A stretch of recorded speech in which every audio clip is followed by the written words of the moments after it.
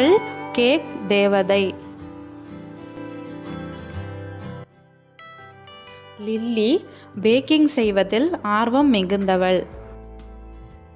அவளுடைய கேக்குகள் ஊரில் சிறந்தவை. அவை மென்மையானவை, இனிப்பானவை, வண்ண நிற சிந்தல்களால் அலங்கரிக்கப்பட்டவை. ஒரு பிற்பகல் தன் தம்பியின் பிறந்த நாளுக்கு 1 டஜன் கேக்குகள் செய்தாள்.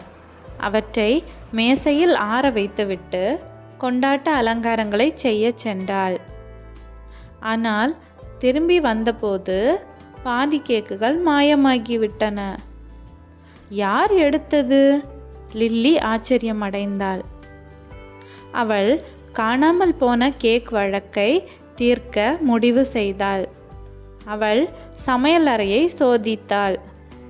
எங்கேயும் குற்றச்சான்றுகளாக எதுவும் கிடைக்கவில்லை. தனது நாய் பஸ்டரை கேட்டாள். அவன் வாலை ஆட்டினான்.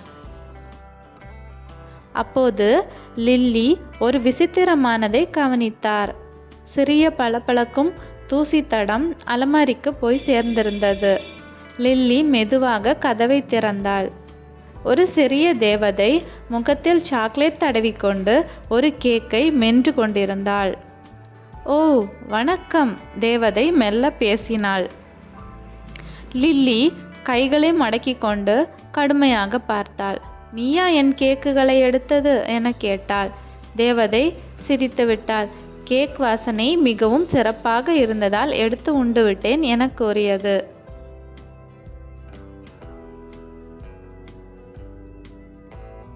தேவதை தனது சிறிய கைகளை அசைத்தாள்.